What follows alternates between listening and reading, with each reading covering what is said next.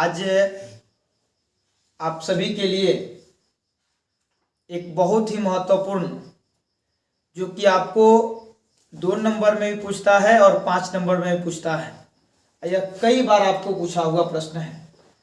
तो बाबू, हम प्रयास किए हुए हैं कि आपको अपने ही भाषा में कम से कम आपको समय लगे और बहुत ही कम परेशानियां हो, इसलिए आपकी अपनी भाषा में इस जवाब को हम समझाने का प्रयास किए हैं।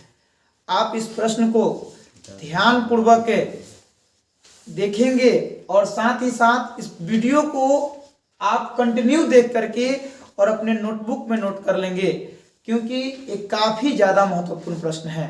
देखिए ये प्रश्न कौन सा है, तो प्रश्न है अपूर्ण प्रभाविता से आप क्या समझते हैं, उचित उदाहरण देकर समझाएं।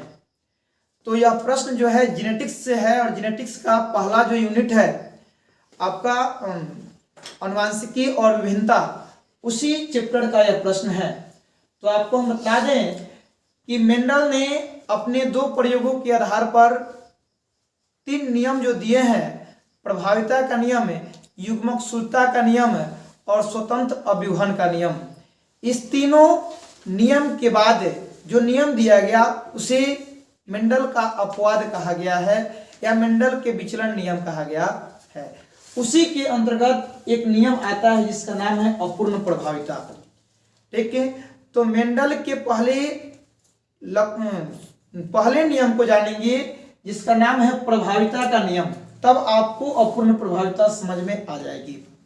तो प्रभाविता का नियम क्या है, जब प्रभावी लक्षण का जीन और अप्रभावी लक्षण का जीन दोनों साथ में उपस्थित हो तो सिर्फ और सिर्फ किसका लक्षण प्रकट होता है, प्रभावी लक्षण का जीन अपना लक्षण प्रकट करता है। परंतु यहाँ पे है अपूर्ण प्रभाविता का नियम। तो यह नियम क्या कहता है, अपूर्ण प्रभाविता का नियम कहता है कि जब प्रभावी लक्षण का जीन और अप्रभावी लक्षण का जीन दोनों साथ में उपस्थित हो तो प्रभावी लक्षण का जीन अपना लक्षण प्रकट न करके प्रभावी लक्षण और अप्रभावी लक्षण दोनों के बीच का लक्षण प्रकट करता है। यह नियम क्या कहलाता है, अपूर्ण प्रभाविता का नियम कहलाता है। तो एक बार देख भी लेंगे, अभी जो हम बोले उसी भाषा को यहाँ पर लिखा गया होगा। जब प्रभावी लक्षण का जीन और अप्रभावी लक्षण का जीन दोनों साथ में उपस्थित हो तो प्रभावी लक्षण प्रकट न होकर प्रभावी और अप्रभावी लक्षण के बीच का लक्षण प्रकट होता है। क्या कहलाता है, अपूर्ण प्रभाविता कहलाता है। इसका उदाहरण भी पूछा है कि उदाहरण देकर समझावें। तो उदाहरण क्या देना है, उदाहरण में हम यहाँ पे लिखे हैं मीठी मटर, गुलबास का पौधा और स्नैपड्रैगन।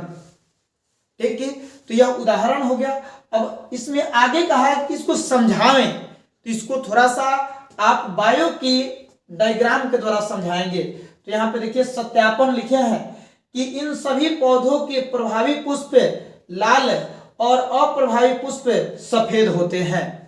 ये जो भी उदाहरण है, इन सभी के सभी जो पौधे होते हैं उनके प्रभावी पुष्प कैसे होते हैं, तो लाल होते हैं, और अप्रभावी पुष्प कैसे होते हैं, तो अप्रभावी पुष्प बाबू सफेद होते हैं।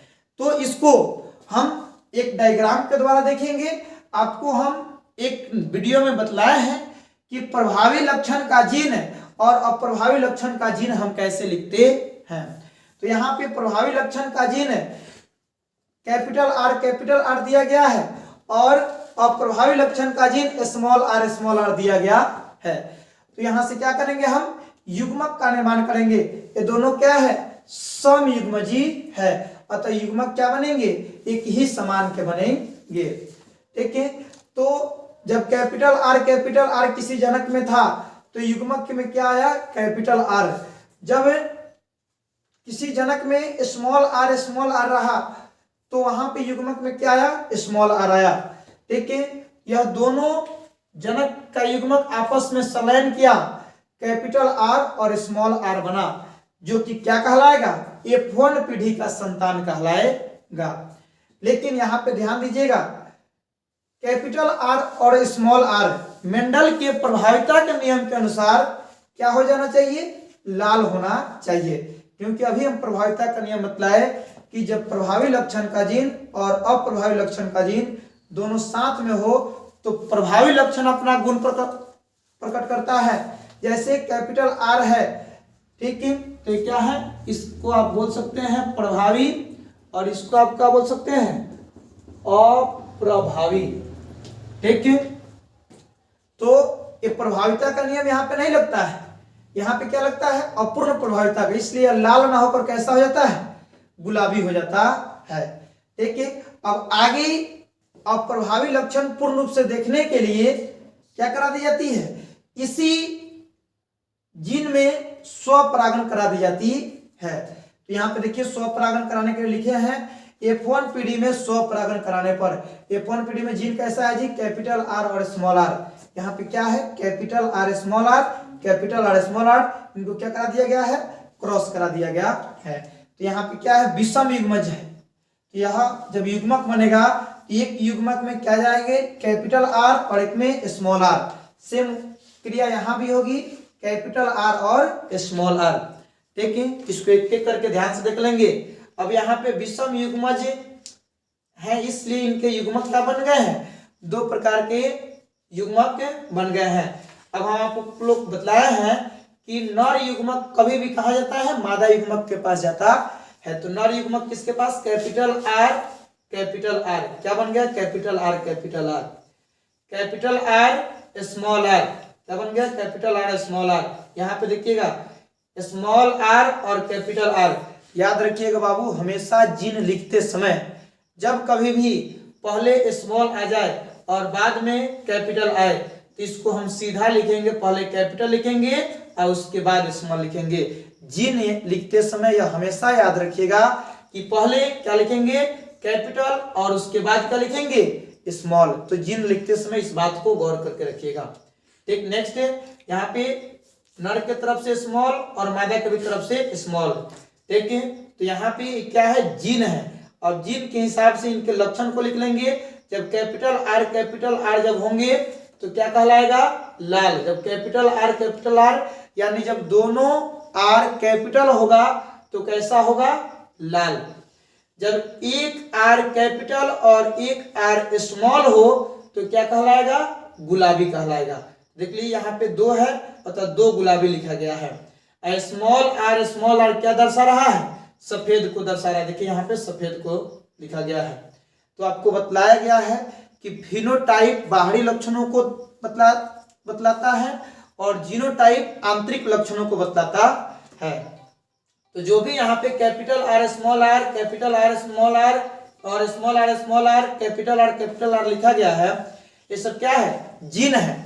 और बाकी जो बाहरी लक्षण जो दिए गए हैं, जैसे लाल हो गया, गुलाबी हो गया, सफेद हो गया, ये सब क्या है, बाहरी लक्षण है। तो इस बाहरी लक्षणों को किसके अंतर्गत बतलाएंगे, फिनोटाइप के अंतर्गत बतलाएंगे। और इससे कैपिटल आर स्मॉल आर को देख करके हम क्या बतलाएंगे, जीन को बतलाएंगे। तो चलिए फिनोटाइप देखकर बताइएगा, इसमें लाल कितना है, लाल कितना है बाबू, एक है, अतः एक होगा। गुलाबी कितना है, गुलाबी दो है। सफेद कितना है, एक है। अतः अपूर्ण प्रभाविता के फिनोटाइप का अनुपात क्या होगा, 1:2:1 है। और जीनोटाइप में हम क्या बतलाए, ये जो capital R small R capital R लिखा गया है, इसको गिन करके बतलाइएगा। तो देखिएगा कैपिटल आर इस चार गो में कई गो है, एक है। कैपिटल आर स्मॉल आर इस चार गो में कई गो है, दो है। और स्मॉल आर इस चार गो में कई गो है, दो गो है। ठीक है, सॉरी, स्मॉल आर एक है। अतः इसका अनुपात क्या हो जाएगा, 1:2:1। ठीक है, तो मेंडल द्वारा जो प्रयोग दिया गया है उनका जीनोटाइप और फिनोटाइप अलग अलग होता है, किंतु मेंडल के नियम के जो अपवाद हैं, अपूर्ण प्रभाविता, उनके फिनोटाइप और जीनोटाइप देख लीजिए, दोनों क्या है, बिल्कुल ही समान है। फिनोटाइप का अनुपात भी 1:2:1 होता है और जीनोटाइप का अनुपात भी 1:2:1 होता है।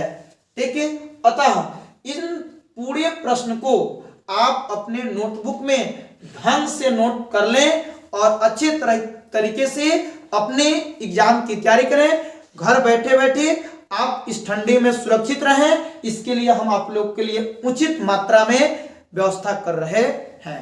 जय हिंद।